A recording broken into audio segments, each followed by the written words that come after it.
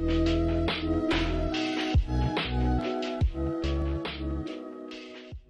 everybody, welcome back to another video. My name is Meesink, and today we're going to be looking at animated stories. So if you've ever seen these animated stories on YouTube, you already know how just horrible they are.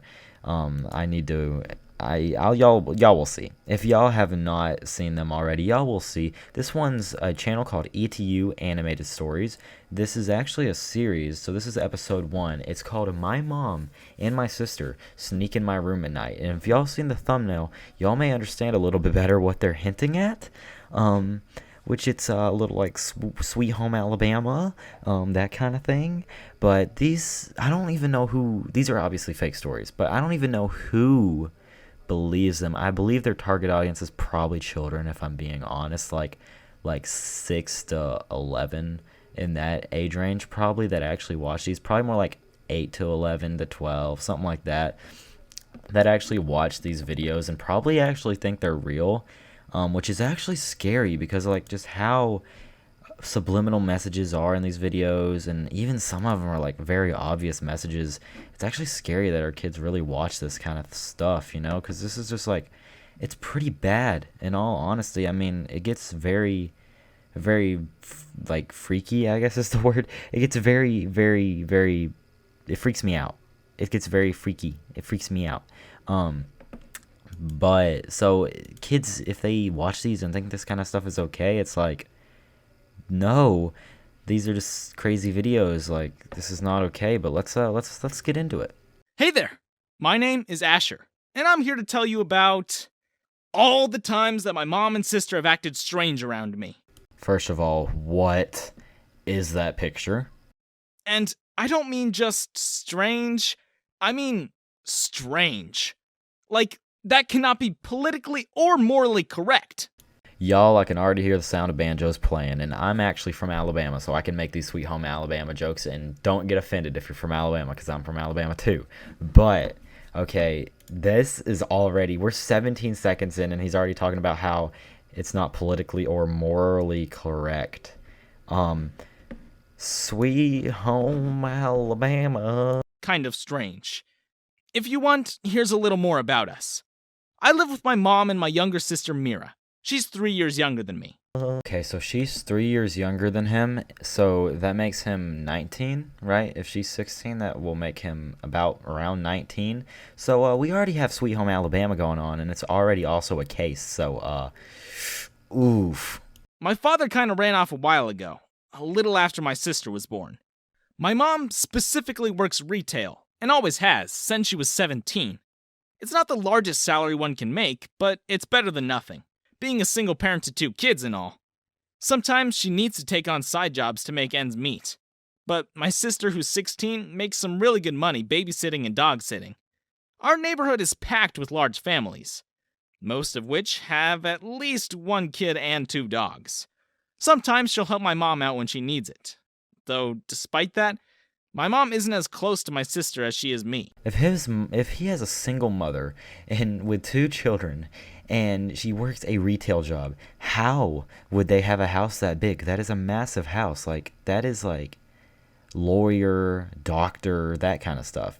They don't ever get to the point in these stories, do they? They just have like a little bitty plot line. They get it over 10 minutes so they can get their ad revenue. And they just add in the most details that aren't needed, the most unnecessary details ever. Like, so many of these details that they just spout out is not needed. It just gets them over 10 minutes. It has to do with the whole father leaving after Mira was born thing. My mom probably will never tell her what she truly thinks of her. I'm currently on break from college, which allows me more time with them. But to be honest, I didn't really want to go back home. But I also didn't live in a dorm to stay in, because that would mean college debt. I'll explain my college situation a little later. When I came back home, my mom and sister were all over me again. They never left me alone. And I know exactly why. I don't like telling people this because it makes me seem like some conceited fool, but I suppose I'll start from the beginning. Before I was born, my mom was extremely unlucky in everything she ever did. It was truly a miracle that she managed a career in retail without getting fired. Despite all of the things that went wrong for her, She constantly got laid off from paychecks as compensation for her poor work. The only thing she was lucky about then was that she didn't get fired. She went around and tried to win raffles. Raffles. I'm tired. Well, I'm tired. I need another cup of coffee. But raffles, like that's gonna make you money. Like, couldn't you invest that? Wait, no. Raffles are like free. I'm stupid. I don't even know. Okay, I'm tired, y'all. Um, raffles are like free, aren't they? But still, like that's time you could be working or doing something that you're going to take the time out. Say you're like it's an in-person raffle or something. I don't know, man. But because the chances for that are very low. But like these characters on these animations aren't the brightest sometimes, and I'm also very tired. So But in the end, she only lost more money. However, that all changed when I was born. She was a working parent, same as my dad, who was there still. But her income was a lot less than his. However, my mother claims that the moment I came into this world, it's like a switch flipped. Once, she was tight on time, so she had to bring me with her. are we gonna ignore the fact that this woman looks like Sakura from Naruto? Her coworkers didn't mind, apparently. That day when she brought me, she did nothing different at her job. Yet she suddenly got a promotion which upped her pay. She believed it was because of me, and started calling me her lucky charm. There was one thing that my mom always wanted, and that was a second child. But all the times she and my father tried, it was never successful. My mom swears by it. I don't remember this. But she told me one day that when I was 3, I told her I wanted a little baby sister, which was the first time she's ever heard me say that. A few nights after that, she was pregnant with Mira. That only increased her belief that I was a lucky charm, literally and figuratively. When Mira was born, a stroke of misfortune fell upon us. My father left, and so did the income needed for the bills. He didn't give the clearest of answers, but it had to do with more expenses with a second child. Okay, so you leave because of the expenses of the second child, but you have a massive house and you rake in a ton of income. Also, did you not expect that? And also, you're going to be paying child support because you don't have custody for the children, so you're going to be paying literally so much money a month that would literally have covered the costs of the child.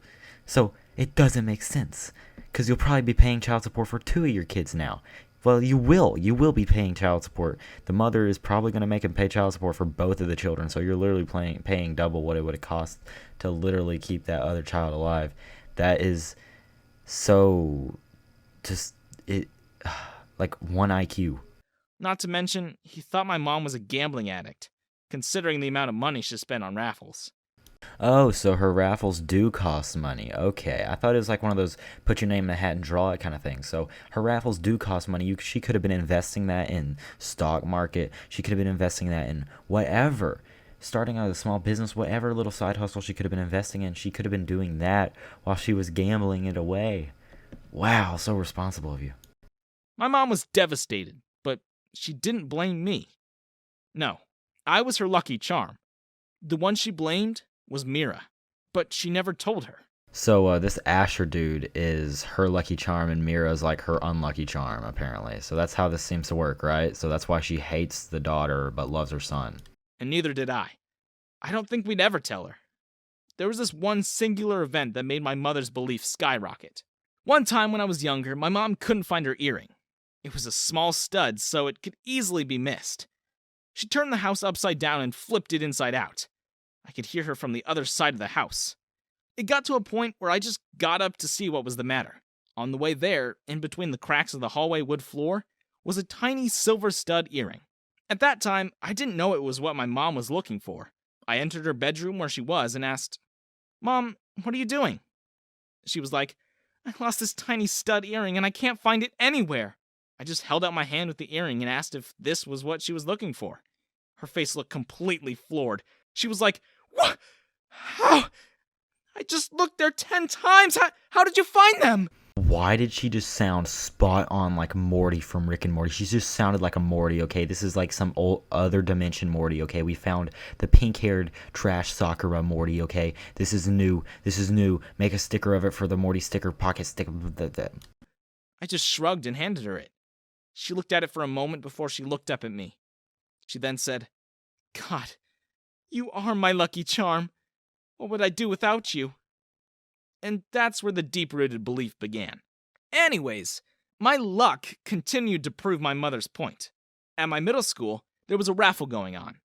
I remember my mom telling me she enjoyed them, but never won anything. I'd never done one before, so I did. I put my name and number on most of the raffle tickets.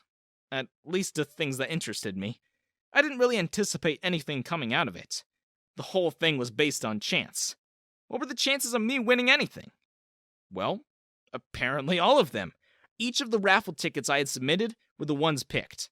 Okay, so apparently we added the story where this dude is literally unbelievably lucky. He's lucky at everything he does. He has so much luck like no one else. Okay, so this dude's like a superhuman, basically. He's like a superhero, basically. He has this unbelievable luck. He has superpowers, okay?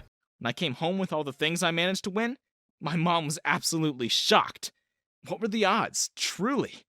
My sister wasn't very superstitious to begin with, but I think that fueled it to a level comparable to my mom. In fact, with the addition of my sister, it got worse. After that, she forced me to come to other events hosted. She made me participate in everything that regarded material items that would be useful to us, and money. You probably couldn't even imagine her joy when I managed to win everything we submitted raffle tickets for. She dragged me to her high school football games, claiming that it would help her school win. I told her that was crazy. There was no way that my luck would transfer from mere raffle tickets, which was based on chance, to football games. Okay, is this in like another country or something? Is this like in the UK or something? Because that's not football, that's soccer. And do US schools even have soccer teams? Like, I know some of them do, but like, I never hear of it. I don't think a lot of them do. I don't think public schools do they? Private schools, I think, do. Like, I think private academies have soccer teams, but I don't feel like public school dudes. Correct me if I'm wrong, but they probably do, honestly, because I'm not a sports person. But like, all I see is basketball, wrestling, cheer, football. That's about it. That's like all the teams. Baseball. Yeah, baseball. That's like maybe softball. Yeah, softball. That's like all the ones I see though. Like, I can never think of anything else. Like, I forgot all about soccer. Whoa. Which apparently they think it's football, but yeah. Which was based on skill and training. Well, apparently I was wrong. Because the game I just so happened to attend, my sister's high school won. That one game managed to convince my sister that I was a quote-unquote lucky charm as well. I thought it was a stupid nickname and a stupid thing to think about. Sure, I suppose someone could be lucky in a moment, but not inherently lucky. My mom and sister didn't agree with that. At all. They thought I was some sort of god or something. Whoa, okay, they thought he was some sort of god or something, so they're gonna be like building statues of him or something and kissing his feet for the good luck. Jeez, okay, we're taking it to a whole different level for these crazies. Well, maybe not that extreme. But the way they showered me with compliments, dragged me everywhere they could, made people think they were worshipping me or something. And there we have the golden statue of Asher. I got uncomfortable with what they were doing, and how they were doing it. But they'd always say, "You're our lucky charm. We have to be so close to you, otherwise it'll wear off." Okay, so are they sneaking into his bed to just like get as close to him as possible to try to receive some sort of luck or something? Are they going to be like dreaming of him and all that kind of stuff? Is this what's going down now? Because this is a little crazy. As if that's a valid excuse. Anyways, the point of this is that the first night I came home for winter break, I had something absolutely unbelievable happen to me. My room was exactly how I left it 2 semesters ago. However, this is where it gets strange. All 3 of us have our own separate rooms. We have never, ever shared a bed, even while camping. We all liked our personal space.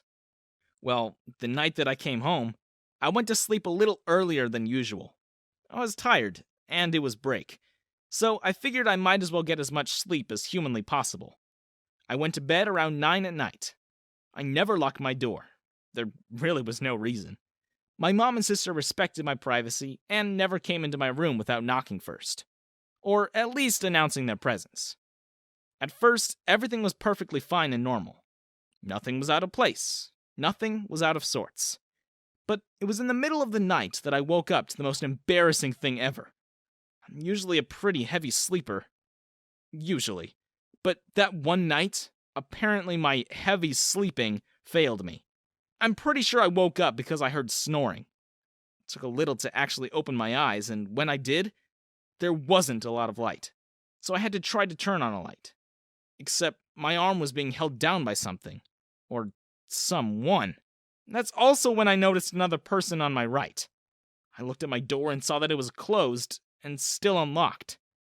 I then looked at my window, but saw it perfectly intact and closed. So no one broke in, and even if they did, who would break into someone's house to cuddle? I finally was able to pull my arm out of the person's grasp and lean to the side enough to turn the light on. The two people in my bed weren't some randos who managed to find a peaceful way into my house. It was my mom and sister. The first thing I felt was absolute disgust and mortification. Oh my gosh, so his mom and his sister snuck into his bed to cuddle with him in the middle of the night. How weird. And good that he doesn't like it, because that would have been even weirder of a story if he liked it, if he just like started cuddling with him or something, okay? I had no idea what to do, or how to get out of that situation as calmly and as rationally as possible. First off, those two have never done anything like that. Not without my permission. Whoa, buddy, not without your permission? So they have before with your permission? Okay, I don't think so, but he needs to watch his wording there, buddy. Let alone at night, all sleeping together in the same bed? I looked at my sister, who was getting real comfy sidling up next to me. I then proceeded to violently push her out of the bed. The thump and impact was enough to wake her up with a jolt and a scream. And that jolt and scream was enough to wake up my mother with a shout. It was complete chaos. As soon as they woke up, I demanded, that's right, demanded, not asked, why they were sleeping in my room, let alone in my bed. My mother didn't seem fazed in the least. In fact, she turned to me, smiled, and said, "You're our lucky charm. If we sleep with you, our luck will amplify." Quote unquote, you are our lucky charm. If we sleep with you, our luck will amplify, end quote. Okay then. I don't believe that's how that works. So they're just trying to get like, okay, so I think I know the step after this. But, yeah, that's very, okay, that's very weird and odd. They're basically worshiping him now. Okay, very weird. Which, first off, absolutely horrified me. I looked at my sister and was like, "You went along with this?" Even in the dim lighting, I could tell her face was getting red. I hoped it was out of embarrassment. All she said was, "Well, you haven't been home." She said it pretty quietly, but I heard her. My mom told me it's not weird for a parent to sleep with their children. Yeah, it may not be weird for a parent to sleep with their children when they're like a little kid, or like if you're on vacation and you only have a certain amount of beds in a hotel room. Or say, okay, like say you have like queen beds or something, and you like split the bed in half or whatever, okay? But not like cuddling in that crap in their person. Oh, that's just weird. Okay, that's just weird. And also the sister too. Okay, yeah, this is straight out of like some sort of plot line from a certain website I'm thinking of, okay? But on the storyline thing, why does this actually seem like something off a Hub storyline, okay? It's like stepbro, stepsister, stepmother, like something like that, okay? This just seems like it would be some ridiculous storyline that they would put and piece together, like, okay, so he's my lucky charm, okay? He's my lucky charm, so I gotta sleep with you, stepbro, okay? It seems like something like that, alright? And that I should be more accepting of it, rather than question them. I had no problem with sleeping next to them. But the difference was, we usually slept together on the couch, a space big enough for all of us to lie comfortably, and spread out if need be. Not on my bed, which was just a queen mattress. Jamming all three of us on there was uncomfortably stifling and awkward. I asked my mom why she couldn't have just woken me up to go sleep on the couch. And her excuse was, "You just look so cute sleeping in your bed." I couldn't resist. If I told this story directly to any of my friends, it would come off severely wrong and be misinterpreted without a doubt. I then asked my sister why she, of all people, would ever agree to this. She wasn't one for a lot of physical affection, so the fact that she crawled into a bed with my mom, let alone me, was a shocker. She just kind of mumbled something along the lines of, "Because I wanted to." Because I wanted to, stepbro. Like, excuse me? That's not a reason. I'd hoped that they knew how insane and ridiculous they sounded. A 16-year-old girl sleeping with her 19-year-old brother, and a 43-year-old woman sleeping with her 19-year-old son? A 16-year-old sister sleeping with her 19-year-old brother and a 40-something-year-old mom sleeping with her 19-year-old son. Okay, this is just very odd. Okay, I don't even know who comes up with these. Who just sits there in their mother's basement just writing these stories? Okay, and they get so many subscribers. They get hundreds of thousands and millions of subscribers, millions of views on these videos. Okay, and they're just these ridiculous, utterly ridiculous videos. I don't even understand how this, like, they make so much money off of this. It's just ridiculous. That has CPS written all over it. Like, do they get how, you know, inappropriate that sounds? Let alone is? I asked my mom, "Do you realize how crazy you sound? Go back to your own bed." She just shook her head and said, "No, I'm sleeping with you whether you like it or not." And I was like, "Well, I don't, and if you do, I'm leaving and sleeping somewhere else." I sounded like a parent. It was like the roles suddenly reversed, and I was dealing with a child not wanting to go back to their own bed. I may have been lucky to them, but surely my own luck liked to turn against me. Why else would this be happening? I then turned my head to Mira, hoping that at least she would go back to her own bed and leave me alone. All she gave me was a non-committal shrug and went, "I go wherever Mom goes." I go wherever leader mom goes, wherever the master mother goes, to worship our lucky charm. What the heck is this cult that's going on in this house? It sounds so much like a cult. What the heck? Great. Wonderful. Lovely. There was no way of getting rid of them.